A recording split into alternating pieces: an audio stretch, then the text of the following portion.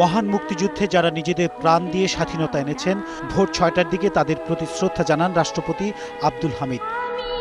এর পরপরই শ্রদ্ধা জানান প্রধানমন্ত্রী শেখ হাসিনা। জাতির শ্রেষ্ঠ সন্তানদের স্মরণ করে তারা তাদের চেতনা জাগরুক রাখার অঙ্গীকার করেন নীরবে দাঁড়িয়ে।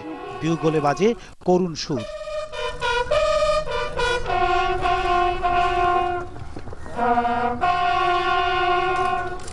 পরে আওয়ামী লীগের পক্ষ থেকে দলের সভানেত্রী শেখ হাসিনার নেতৃত্বে সিনিয়র নেতারা ফুলের শ্রদ্ধা জানান সূর্য সন্তানদের। শ্রদ্ধা জানান সংসদে বিরোধী দলের নেতা বেগম রওশন এরশাদও। ধানমন্ডি ৩২-এও বঙ্গবন্ধুর প্রতিকৃতিতে শ্রদ্ধা জানান তার বড় মেয়ে প্রধানমন্ত্রী শেখ হাসিনা। দিবসের আরেকটি গুরুত্বপূর্ণ অনুষ্ঠান ছিল বঙ্গবন্ধু স্টেডিয়ামে। সেখানে শিশুদের সমাবেশ ঘুরে দেখেন প্রধানমন্ত্রী।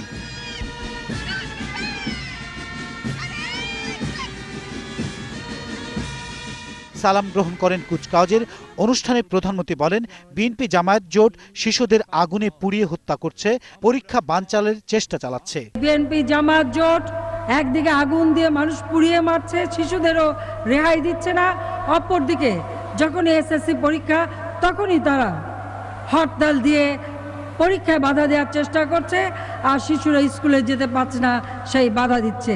কাজে যারা এই ধরনের জঘন্য কর্মকাণ্ড করে তাদের কোনো ক্ষমা নেই।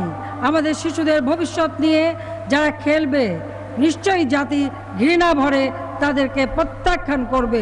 বিভিন্ন বিদ্যালয় শিশু সংগঠনের পক্ষ থেকে প্রধানমন্ত্রীকে সালাম জানানো হয়।